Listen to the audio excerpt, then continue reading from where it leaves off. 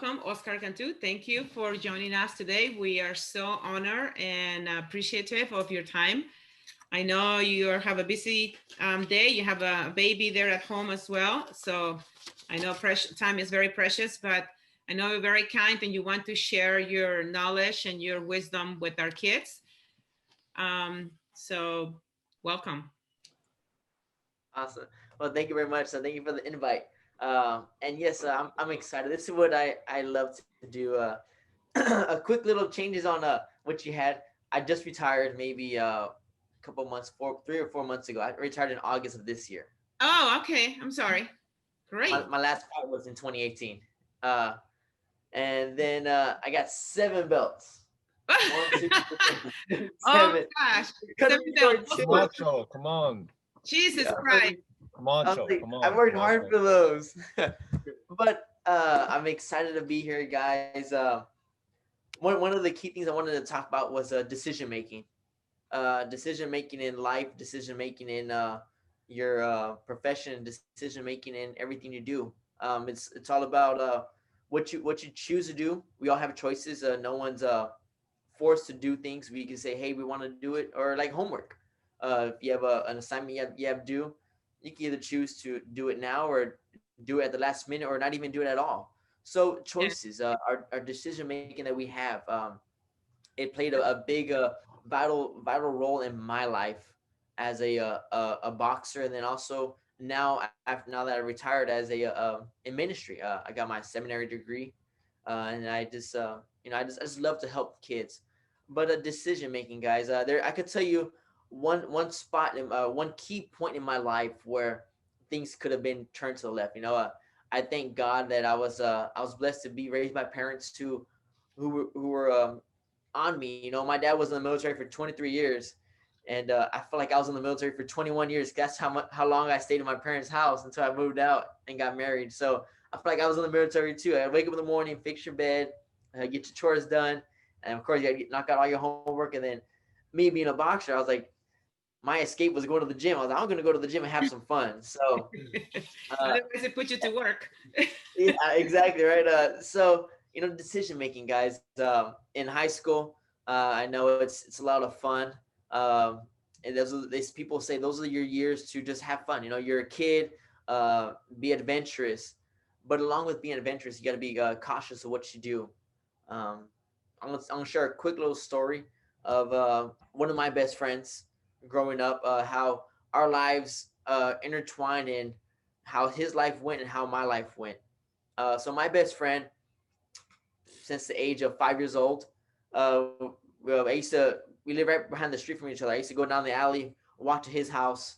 Uh, how close we were is I got in trouble at his house.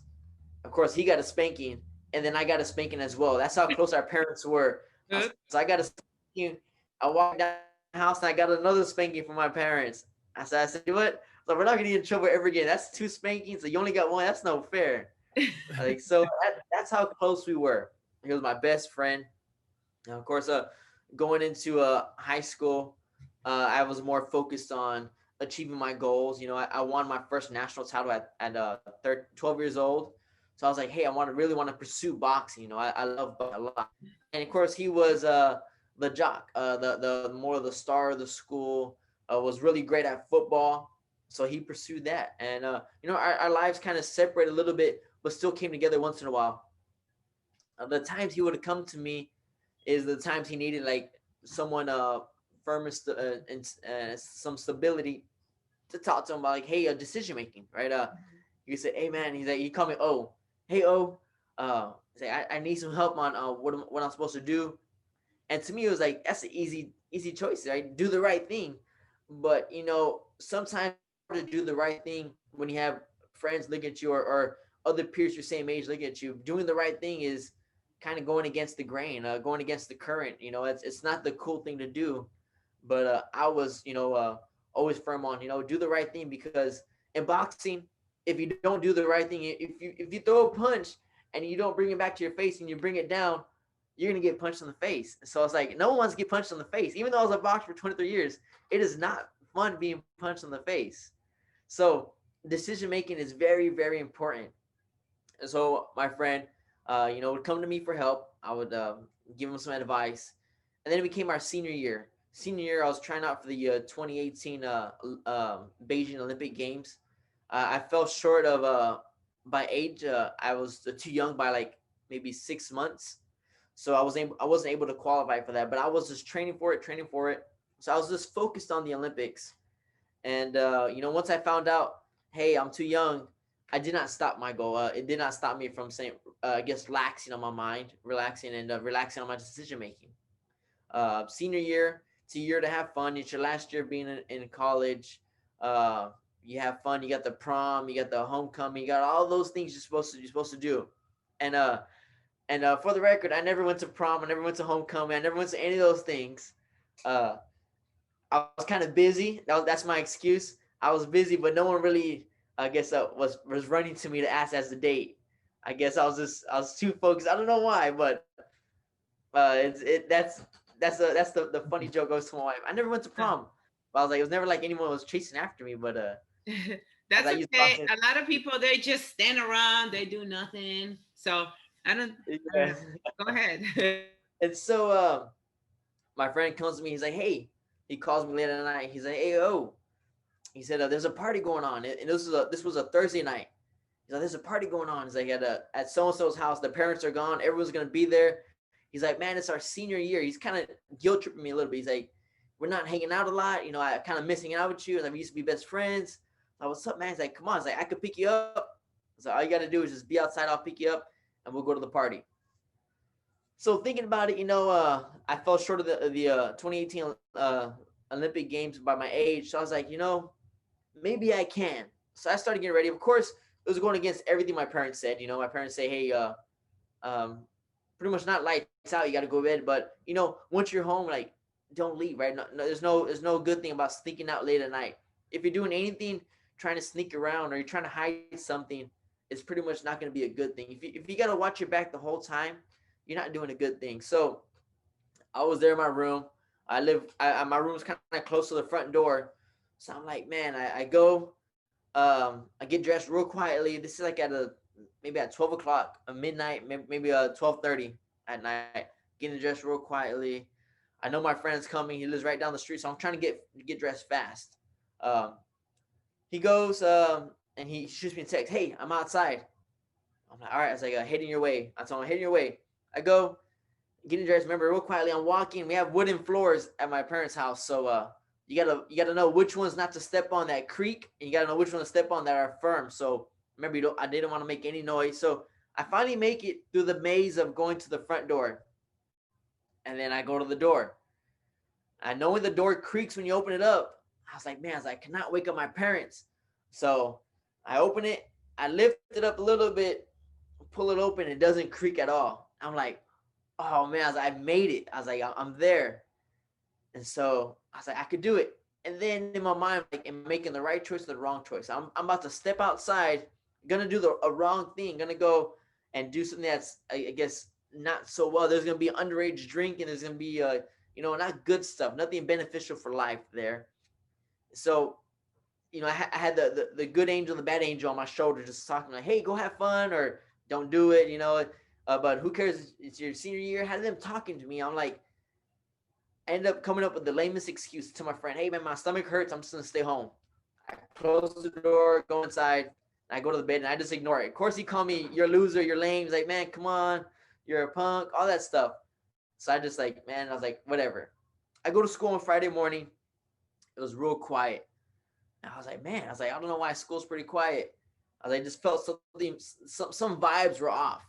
I was like, man, so I'm just going to school, just regular, going to my classes. And then one of my other friends comes up to me and is like, hey, do you know what happened to so-and-so, my best friend? I was like, no, what happened? And he's like, man, he got in a car accident last night.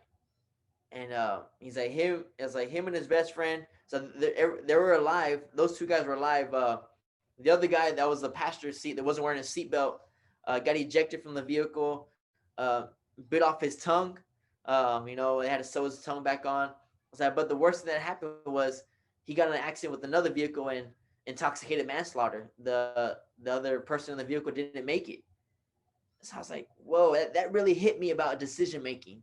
I could have been in the same vehicle. He was my ride over there and back.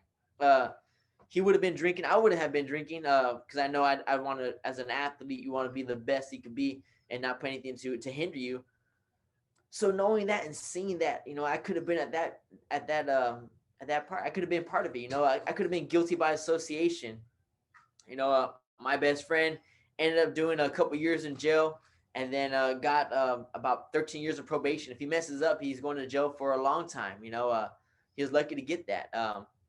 But this kid could have been. He had already like some colleges looking at him for football. He could have been doing all that, but all that got halted just because he wanted to live for the moments. He wanted to just be the popular kid who's gonna go with the flow and not be the person who has a straight mind and know about choices. So that could have been me, and then that could have stopped and hindered all this right here. Me making it to Olympic trials, me going to represent the United States of America, me doing all these things. So choices are very, very important, And then as I got older, I went to college. You go to college, you can have fun and do whatever you want, right? You go to college, it's not really mandatory for you. You're not like it. Of course, the teachers want you to go to class. You got to learn your professors, but you can do your own thing. So I go to college. You know, in high school years, I never had a girlfriend. I was so focused on boxing and just graduating. I'm like, dude, what? Maybe a girlfriend sounds good. So, I started looking around for girls, and then yeah, there goes the decision making. Do you want to get a girl who's not like minded as you about goal oriented or doing the right choices, or do you want a girl who's big trophy girl who has everything this that and the other, but their mind and their heart's ugly, so I have those there, and then luckily I met my wife freshman year, and I met her at a Bible study. Actually, at a Bible study we had for it's called Fellowship of Christian Athletes, an organization I work for now. We had a Bible study there at the university. I met her, and since day one it was love at first sight, and we just kept on going now. And I think it's been 11 years since we've been together. 7 years married. We have my little one. He's 3 years old. But through all those things, she's been with me, knowing how tough it is. Boxing is, how tough I had to be, how self disciplined I had to be during weight loss. Awesome. How tough, how strong I had to be mentally during weight loss because, when you're on a diet, it's not fun. When you're training 3 times a day, you're limiting your food. It's easy for someone to break if there's like a donut in front of you or there's a burger in front of you. It smells so good, but being strong minded, knowing the choices, the choice of eating that donut, eating that burger, and messing up your whole diet plan, and yet it's like really really work really really hard, extra harder to lose that weight so you get to the competition weight. Or do you say, hey, I'm just gonna hold off and just keep on tracking on the right track? Like I said, guys, it's all about decision making. It's all about what we do, what we put out in our what we put out in our choices gets paid back to us. What we sow is what we reap. We cannot try to say we're sowing something good and then we're getting bad things to us, guys. So I just want to share with that with y'all about decision making and just focusing on what you're supposed to do. I know right now it's kind of hard because we're doing a whole things a lot of via Zoom, and then we go to, hey, no one's around me, no one's watching me, no one's making me accountable for my actions, so I could do whatever I want. I could get on the computer, do whatever I want, and look at whatever I want. I'm behind closed doors, just me by myself. And then for me, that's when my faith comes in. I'm never by myself. I'm never gonna be the only person knowing about it. There's a man above, and that is God who sees everything, knows everything, and the skeletons you try to hide behind the closet are gonna come out sometime. So just know that whatever you do in darkness is gonna come out in the light. So just know your actions have consequences. Make them good actions so you get great consequences back. My actions and my choices that I did were nothing to just better my life and just to do good and to be a good role model for young kids, and to have a story to share with kids about, hey, I was never part of the whole. I never got caught up in drugs, but it was around me. I was never caught up and the gangs, but those were around me as well. Just because it's around you doesn't mean you have to jump into it, guys. There's a quote or a saying that says, if you play with fire, you're gonna smell like smoke. So don't play with fire. Don't mess with the bad stuff because you're gonna smell like anyways, and so people are gonna notice it on you. So just try your hardest to say no. Try your hardest to just say, hey, if you go to a choice, think about the outcomes, right? Think about the good one and think about the bad one, and weigh them out. If you're really going leaning towards the bad one, then hey, you got to check your heart, you got to check your mind about where your goals at. Remind yourself what you want to be. What helped me out in my younger years was I wanted to go to the Olympics. I wanted to represent United States of America. I wanted to be a champion. I wanted to do all those things. So I reminded myself every single time I had choices to make, and that always led me to going to the right choice. So if you want to be a doctor, if you want to be a police officer, if you want to just be in the army, if you want to do any of those things, think about your choices, right? Uh, don't don't have a bad record if you're trying to be a police officer. Don't don't not do things you're supposed to do. Don't double check yourself if or don't be the best you're supposed to be if you're trying to be a doctor. Because if you're not being the best you're supposed to be and you're trying to do surgery on someone, it's not going to work, right? You're not going to give it your full your best work, your best effort, and it's going to end up being someone's life. So again, guys, life gives you obstacles. Go with the choices, right? One of my recent obstacles in life was I had to retire from boxing. It wasn't because I wanted to. I mean, I love boxing. Boxing has been in my life for 23 years. Um, but health issues came in my life. I had to retire from boxing because of health issues, and then I could either done another choice, right? I could have said I could either mope around with life and say, "Man, I hate this, hate that," and been so ugly about it, or can I could just embrace and say, hey, now it's time to go to another chapter and time to inspire our youth and lead our youth the right way. And like I said, during the time I was being a boxer, I got my seminary degree, and now I'm a youth pastor. I'm a full-time ministry. I'm a public speaker. I'm there to just help out our youth and just be an open book to those, because I feel like if I'm an open book and the people ask me questions, I truthfully answer them.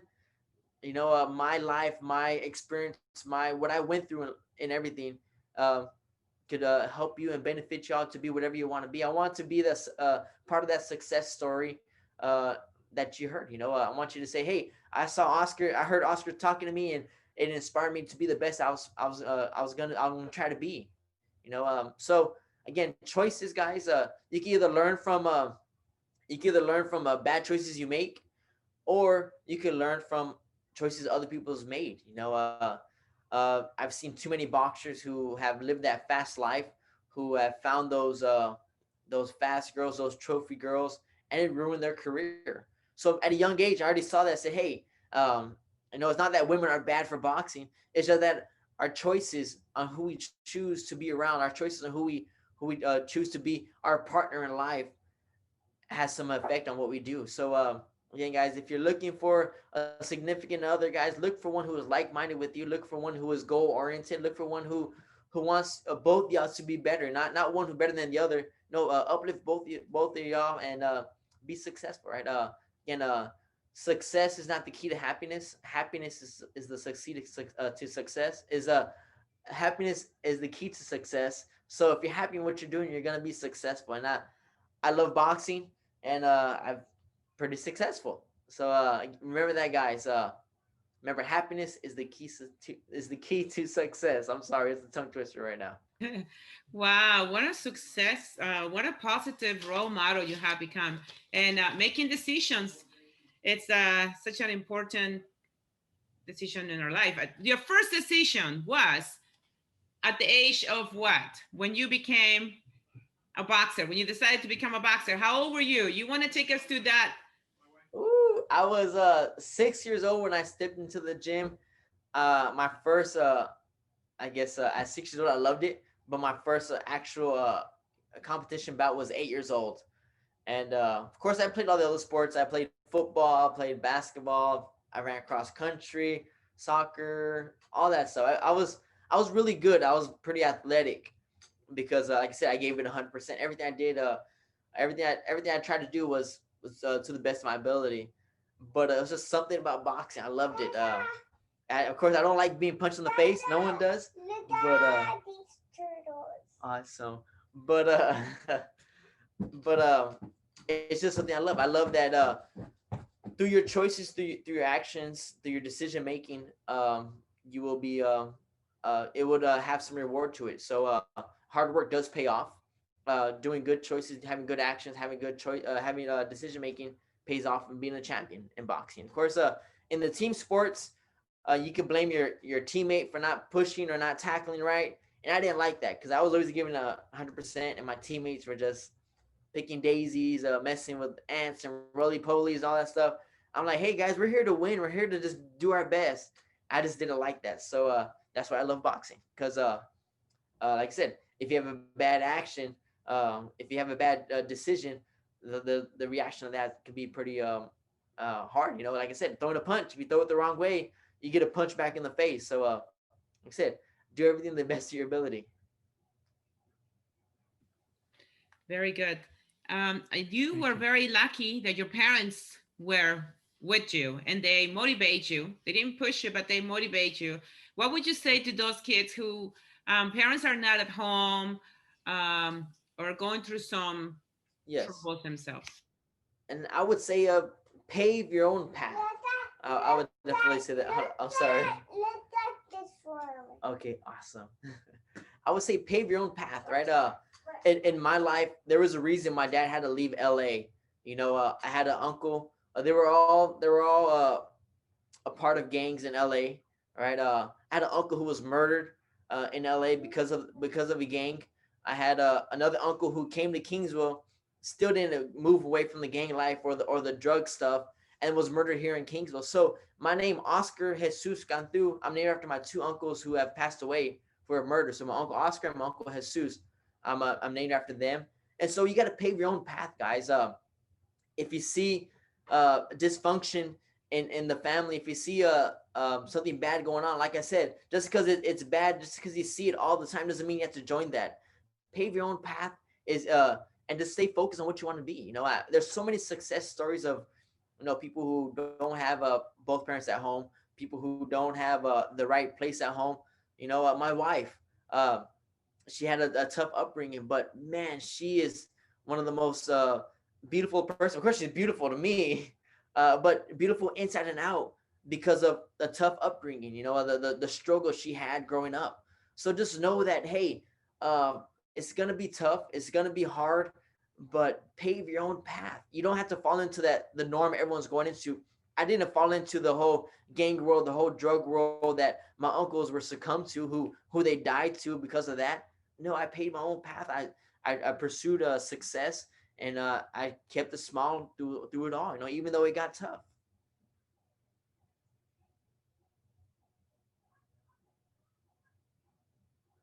No.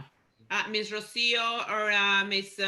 Julieta, if you guys have a questions. Yes, I always have a question. Yes, I know. Keep it short. We appreciate your questions. Thank you. I'm always very fascinated by people, and again, it's such a learning, not only for students, for us. So you have all these 7 belts there. Yes. Do you think you can go through each of them? Because 7, it's a very significant number. It is. I'm a superstitious too. Me So I'm too. sure when you said in the beginning, you said 5, then you said 7.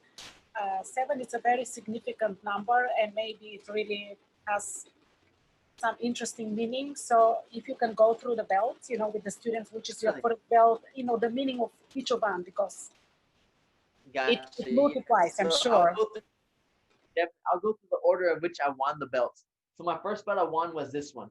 This was it's the WBC US NBC belt. Maybe you can bring it a I little fought. close so the student can see the yeah, I Definitely. know. Closer. It's heavy. Wow.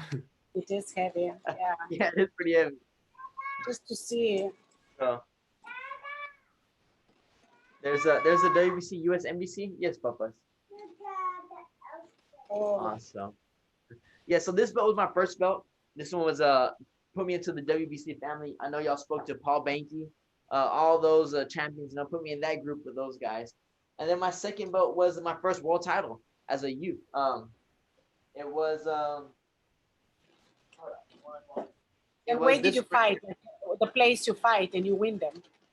This one I fought in Dallas. I fought the champion from Dallas in his hometown, so it's kind of hard to take a belt from a champion in his hometown, but we made it possible. So this is my first world title. It's a youth intercontinental WBC championship at bantamweight. My first one was at 115, which is super flyweight. This one was at 118, which is bantamweight.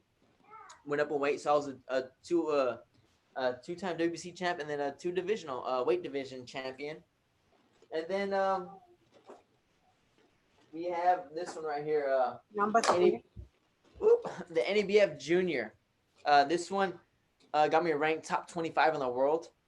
This one's at 115. I beat Victor El Dragon Pasillas. He's from Ciudad Juarez. He's from there. Tough guy, knocking people out. But again, we train hard. What year was that? What year? Oh, I don't know. I'm sorry. So many years. I'm like, I That's don't okay. know. You won your first national champion when you were 13, right? When I was 12. Oh, okay. I was 12. Yes, I remember that one because I was like, I weighed 65 pounds at 12 years old. I was a little thing. That's why they called me Little Oscar. And then after that, I went up to I got this belt right here. Let me see. I'll go to this right here. I have 2 belts in this one. This one got me ranked top 15 in the world. This is the NABF. This is the North American Boxing Federation. This is like kind of like the stepping stone to becoming a world champion. Instead of a youth world champion, like a real major world champion with the WBC. I fought for this belt. Awesome. Sorry. I fought for this belt, and then 4 months later, I went. I fought for this belt 115, and 4 months later, I went down to 112, and fought for the same belt. And this got me ranked number 4 in the world. And then that's when I became champion of the year for the NABF. And then my last actual fight was in 2018, which you saw. And I fought for that belt right there, the ABF. This is awesome, right, boys? Oh, Yes, this is the ABF belt. This is at 118 at bantamweight. So I'm a 7-time 3-divisional champion. And my last belt was an honorary world championship belt. Mauricio Suleiman, the president of the WBC, heard about the tragic news. I had to retire because I had a brain aneurysm. And brain aneurysm and boxing, they just don't go well. And so it was either choose to be a champion or choose to be a father. And I definitely chose to be a father because I love my son. And I wouldn't trade anything for it. I love being a husband to my wife. And I love just being a son to my father, you know. So I told him we had to retire. I was ranked number 4 in the world. I was I was there, almost there to fight for the world championship with my biggest goal, my biggest dream. So when I announced my retirement, I did not know this was going to happen. I was still kind of sour about that. Still had like some little regrets on announcing my retirement. But the day I announced my retirement, they sent this belt over and I was presented this honorary world championship belt because of my efforts in and out of the boxing ring and, with the way life is, they call me a champion for life with the WBC. So this is my last and 7th belt. There it is. Muhammad Ali. Who are the people there? You have Muhammad Ali here. Muhammad Ali, you have Jose Suleiman right there. This is Mauricio Suleiman. This is the first president of WBC. There I am. And just the WBC right there. And there I am on that side in WBC. Oh. So, yeah, so. And where your one last question, where your son stands when he was born, between which belt? Oh, my son, he He's was a big born. belt too. He saw this last fight, so he considers the ABF belt his belt. He said, no, Dad, that's my belt. So it was so funny. He was so excited for the fight, and he ended up falling asleep during my fight. I guess I fought that boring. I don't know, but he fell asleep during the whole fight. We go back to the hotel room. He's still knocked out. So we put him on the bed, and I lay the belt on top of him. Again, my son is small, so the belt was like his size, folded, and it's like it was just funny. So it was great to have that memory. Awesome. It was great to have that memory of my son coming in the my son being carried in the ring asleep during the after the fight, and then just knowing that, hey, dad won the belt, and he's like, so he considers that one his belt. Look at the ball. Okay, Yeah. maybe a last question, which is very sentimental and in terms of like a family now, since your son, I hear your son. Um, Here, Papa, One time I watched a fight with Mike Tyson, and we all know how intense and everything is, especially with heavyweights. And you see all his face after the fight, but then they present him with his son. I think his daughter on the side, and his face change.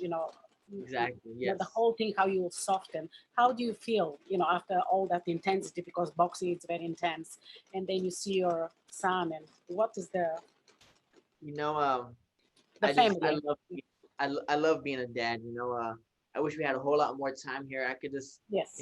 this guy's precious to me. It took a lot of struggle to have him here with us, and he still takes little battles during the in life still, but it's just you got to differentiate between being a father and a boxer. You cannot being a boxer. Sometimes you got to fight, and you got to get tough. You got to get a little bit of ugly. But in being a father, you got to be just that caring person, the loving person, the clown who starts dancing in the middle of the street because your son says dance party, so you got to start dancing, and you got to be that person. You got to be a kid. But in the boxing ring, you cannot do that. You got to put this shield on to protect yourself because your opponent's coming to punch you in the face and try to beat you up. So you got to put that on. But once that is done, that's what I loved about my wife. I told her, I was like, I love boxing, but when I come home, I was like, I don't want boxing struggles and issues to come into the house. I was, I want to come to the house and let that be my safe place, my safe haven to just relax. And if I had a bad day in the gym, or if I had a bad day in training, or whatever happened, that that it wouldn't affect our relationship, our marriage, or our household. And so that's what I did, and that's why I chose in the end to to say goodbye to boxing, because like I said, I love being a dad. It's just something special about that bond. um like I said, it is. When I got my son after my last fight, I was carrying him, and it's like, dad's all sweaty and just fought a tough fight, and wanted to be a champion for you, and he's just sleeping, and there's no cares, no worries in the world. And it's like, that's the way he's supposed to be.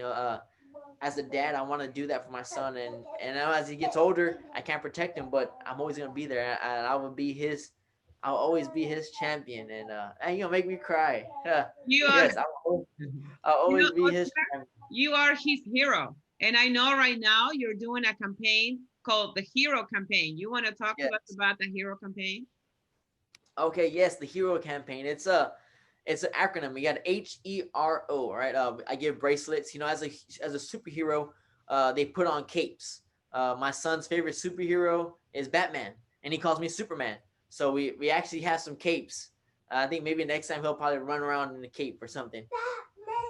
Yeah, Batman, right? So heroes, they what do they do? They're there to save people's lives. They help people out. They encourage others. They're those great people you want to see. Then this guy go like, Yeah, like that. yeah. And so as a hero, and as my campaign as hero, we broke down the HERO. We're gonna help, we're gonna encourage, and we're gonna respect others. Right. So there you got your hero there. If I give when I give people bracelets to say, hey, this is your super cape. Put that on. Get in the mindset of saying, hey, I'm gonna be a hero today. I'm gonna help someone out. I'm gonna encourage someone out. I'm gonna respect others. I'm gonna do all those things. And if we play our part in what we do, the world could be changed just a little bit. I try to say, hey, be the light, be the good you want to see in the world, and be that hero that you think you needed at that young age. So that's what I'm trying to be a hero to someone at the age I was in high school. Yes.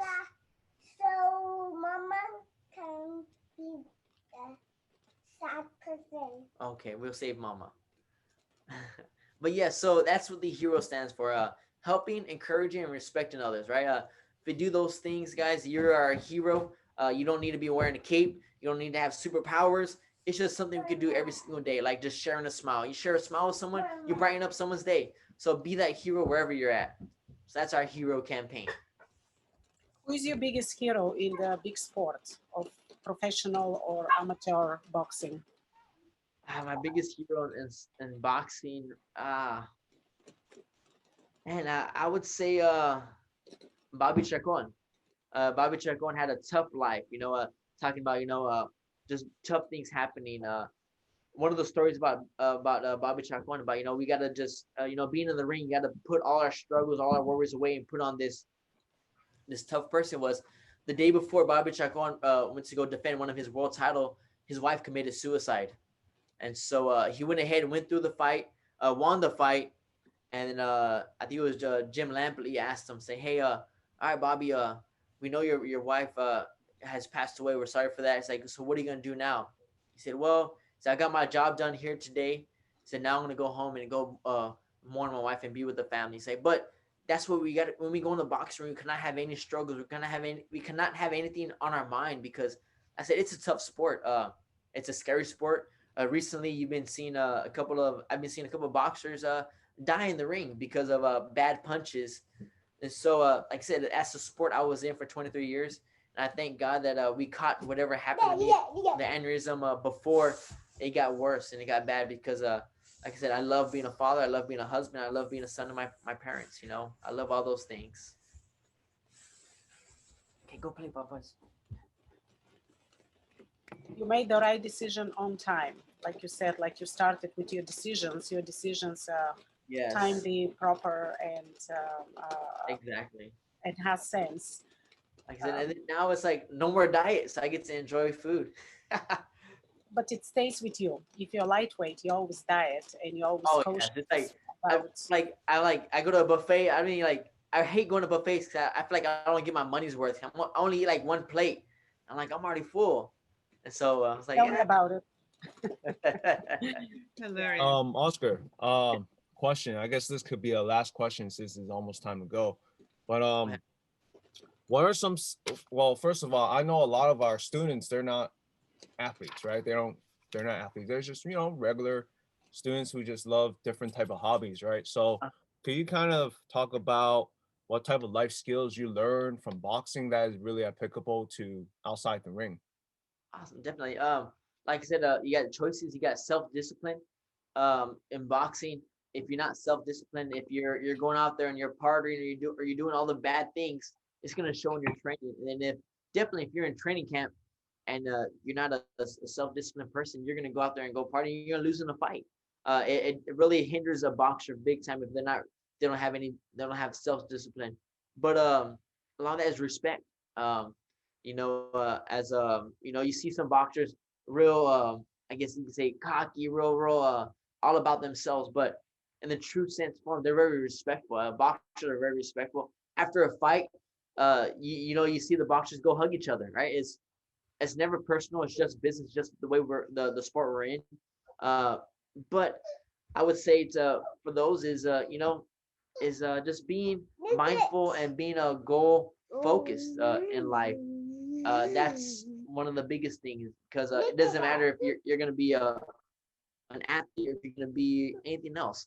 Being goal focused, goal oriented in life is going to help you out in what you do and your decisions you make because decisions are very, very important in life. Great. We have a student that wants to ask you a question. Go for it, Melchizedek. You can Unmute ask. yourself and go ahead. Oscar, Yes. do you like to watch boxing like Manny Pacquiao? Oh, I love Manny Pacquiao. Yeah, I do. One of my fights I fought in Las Vegas. I was the main event. I fought one of Manny Pacquiao. Manny Pacquiao has a promotion company, so I fought one of his main top prospects, and I lost a split decision. Could have gone either way. But, I know Manny Pacquiao had his eye on me, so I like to say that. That's cool. Great. Miss Rocio? Do you have any questions for your Oscar students? or from your students or yourself? For myself, as I was hearing you, Oscar, talk about being able to separate from boxing to being at home with your wife and your child, it really zoned in with me. So I was paying close attention to your separating of your sport and just being Oscar. And it's really important for our students to understand that, also for their parents. When they come home from work or from somewhere where they need to be, and put special attention when they come home to their kids. But it's hard to separate that work and coming home from home. What would be your suggestion for the kids, for our students, as their parents are coming home, how to, how to make them feel at home? Mm. I would say for the students is just to be mindful of what your parents do, know their job, and know all the struggles they go through, the good and bad.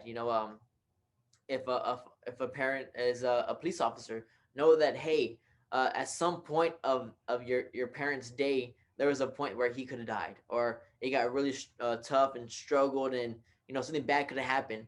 So when the parent comes home, just know that hey, mom or dad is feeling bad.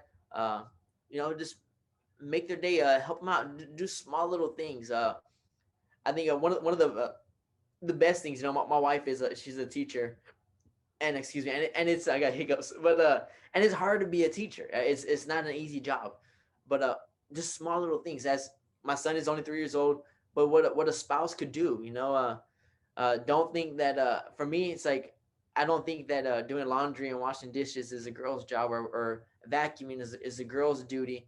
No, it's like just know that hey, we're all in this together. We're all trying to better ourselves, and as a child, just know that hey, mom and dad might have a bad day, so try your hardest to do something back at home where there might be some problems, or they might have another task about washing dishes, doing laundry, or sweeping, all that stuff. Do that for them so they could come home and just fully unwind and say hey, now it's time to spend time with my child.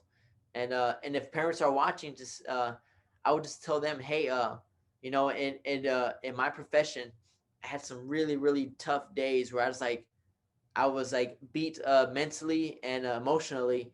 But when I came home, just look at your child's face and say, hey, you want to be the best person you can for your child. And so I would see my son, and all those mentally, emotionally beatings I got from working out went out the door. And I leave it out the door, and I leave it at the gym where it's supposed to be. I don't carry that baggage with me. And then now going with ministry, that's even harder because I love to listen to people. I love to help people out. I really care for people a lot, and just know that some of that baggage you're carrying is not supposed to be your baggage to carry the whole way through. Just let it go. I'll talk to the person. Let it go. Just remember, some of that baggage you might be having right now, or even as students, some of the baggage you have right now is not your baggage. Maybe it's because they're making fun of your friend, and it's wearing you down. Hey, just say hey, just let it go, and as you come home, students, if you had a tough day at school, you have a tough day on Zoom, don't carry that tough bad attitude into the house, because it's not going to come good. That bad choice right there of carrying that ugly attitude into the house is going to have a bad reaction, and a bad consequences. So just know that hey, just know your choices, and just know that hey, if you do something better for anybody in the household, do it, right? I mean, I honestly, I really love washing dishes. That's like my escape. Of course, I put on my music. We're listening to my music earlier. I like all the old Spanish romantico music. I put that music on. My wife knows if I'm cooking because I got it blasting on the house. So she comes home excited because I'm a good cook, and she knows that hey, the house is really really clean because I was in one of my cleaning modes, and I don't put on a little dress or nothing like that, but I clean the house pretty good. Look at my ball. Wow. No, thank you. Because with the holidays coming, or our winter break coming in, It's going to be real important for our kids to understand, like, if their parents go back to work, they're working and then they come home and the students are at home, the little things, like you said, in life, or the little things that they could do would really help their parents unwind as they're coming home. I Exactly. appreciate it. Thank you. Olga, there's a few more questions. I know we already passed 1 minute, but maybe Okay. we can quickly answer this one. You probably already did. What's a good way to cope with harder days? How do you cope with hard days? So what's a good way to cope with hard days? Hard days is to find your escape. Know that that hard day is not gonna follow you everywhere you go. You gotta find your one place to just unwind. My place to unwind. I'm like my wife will label me as an introvert. I love to talk, but at the end of the day, I gotta come home and just unwind, just de-stress. So find a spot in the house or find a spot in the backyard. I used to go to the backyard. I'd rake leaves and de-stress. Find that what you can do and just de-stress from that. Just know that, hey, if you have a bad day, if you're having a really, really tough day, once that sun goes down, the day's over, right? So don't carry that bad day till the next day, because there's no need to. Tomorrow's gonna be a new day, and the day after that's gonna be a new day. So just try your hardest to just not to let that linger on over and over again. Thank you so much for everything. It's what a pleasure, what a gift to go to our I would say holiday Oscar is the new Renaissance man. I call it the new Renaissance man, because this is a new generation of men who show their softness in a very good way. Men usually don't show that. And knowing different culture, I come from a Balkan culture. Eastern European men are tough. They don't want to wash dishes. They refuse that. But I think this is a very good example for everybody you win the title, but doesn't mean you're not going to wash the dishes, you're not going to do this, which is nothing to do with being I can being share a a quick little story about not sticking to those things. I won one of my world. I won this one, got me ranked number 4 in the world, and the day after that, well, it happened on a Saturday night. So we got Sunday. Then on Monday, I go to the boxing gym, and we have some little leaks in our boxing gym when it rains. So I'm there mopping up the gym. I had this new kid coming into the gym, and he's like, excuse me, are you the janitor? And I was like, what you need, kid? And he's like, I'm looking for the coach. So I show him the coach. I show him who's my dad. I was like, oh, the coach is over there. And I'm just mopping away, not even paying any mindful of it. Like he called me a janitor or something like that. I'm just mopping away. And then the kid realizes, he sees all my photos all around the gym. He's like, you're little Oscar. You're the champion. He's like, I'm so sorry to disrespect you. I said, look, I was like, I live humbly because I want to show people just because you have a title doesn't mean you have to act all arrogant and all self-centered. Live humble and it'll be a happy place. So I'm a very humble person. So I try to show that in everything I do. But those are the actions which shows the humility and yes, yes, those are the actions. And if you can overcome, exactly. I'm very, very impressed, and thank you for those lessons. Thank to you all the men. Yes. All the men around the world. So go ahead, everyone. Thank you so much for being here. Unmute yourself. Say thank you to Oscar and happy holidays. Thank you. Thank you. Thank you. There's a positivity in the chat. Thank you very much. Everyone, enjoy your Thanksgiving break. I'll see y'all later. See y'all It's not next Thanksgiving. It's Holiday. Christmas. Break. Oh, my bad. Hey, hey, COVID pandemic messed up the timeline, Yeah. That is All right, peace amazing. out, y'all, my students. See y'all later. I miss y'all. I will miss you. You probably won't miss me, but whatever. It's all good. It's all